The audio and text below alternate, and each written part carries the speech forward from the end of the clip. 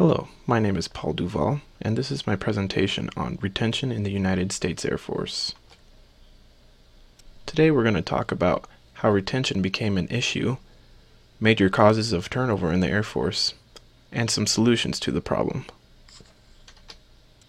During the times of the military draft, retention problems were virtually non-existent. This is because mandatory military service was required. However, in 1973, the draft ended, and retention problems began to arise. Essentially, military service became voluntary, and once a member's 4 to 6 year term was up, they had the choice to either re-enlist or leave the service. Some major causes of the increased turnover rates include poor organizational climates, loss of military benefits, and the lack of effective leadership. Organizational climates vary greatly amongst some organizations in the Air Force. Some jobs are very comparable to similar occupations in the civilian sector. However, certain military-specific jobs, such as security forces, special forces, aviation, and maintenance, are taxing on airmen and are both physically and emotionally stressful. Responsibilities of security forces members include protecting installation gates, watching over high-value assets such as billion-dollar aircraft, and protecting nuclear missile fields. While deployed, they provide protection for convoys and base perimeters, which often exposes them to dangerous situations. Special Forces members are also exposed to frequent dangers due to the nature of their job, which sends them on top-secret operations that often exposes them to hostile situations. Aviators do a great deal of flight planning, go on often long and frequent flying missions. They encounter hostile fire and have to deal with in-flight emergencies.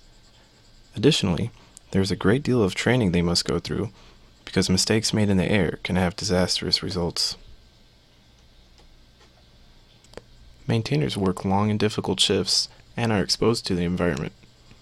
If an aircraft is out in the rain, a maintainer works in the rain. Additionally, heavy machinery, taxiing aircraft, and extremely toxic chemicals pose various hazards to maintainers.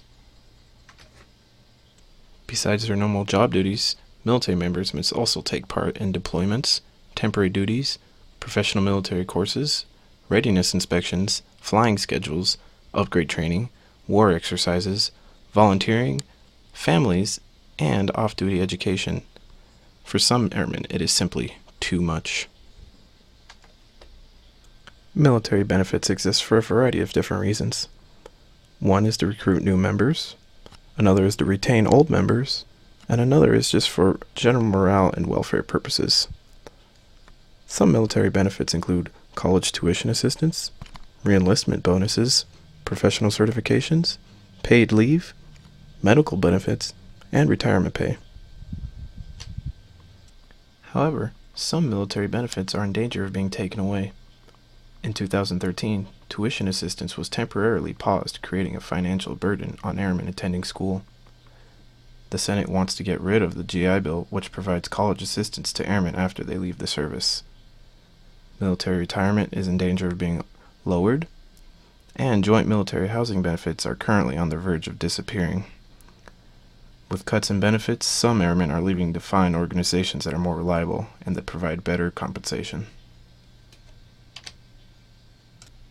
As more and more airmen leave due to force reshaping and turnover, valuable leadership and experience is lost.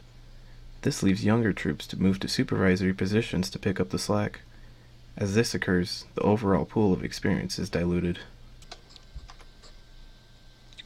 While every career field feels the effects of the situation, technical or career fields such as maintenance, medical, and munitions are hit the hardest. Nobody wants an inexperienced airman changing the main rotor gearbox on a helicopter. Most people would agree that a trainee is probably not the best person to perform intricate and possibly dangerous tasks. And for national security reasons, it is better to have a trained personnel working on high-yield explosives. As personnel with experience and leadership leave the Air Force, inexperienced troops become supervisors. This creates the unfortunate situation that allows ineffective leaders to develop. Unfortunately, ineffective leaders drive away hard workers, and this can create a vicious cycle of turnover. What the Air Force needs is effective leaders. Leaders that motivate their airmen, that provide inspirational motivation, idealized influence, individualized consideration, and intellectual stimulation. This will only increase morale and increase retention rates.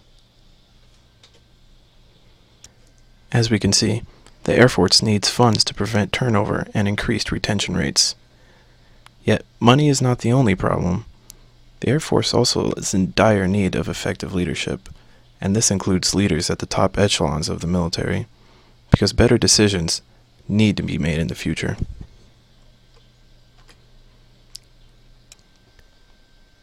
Thank you for watching my presentation. Have a nice day.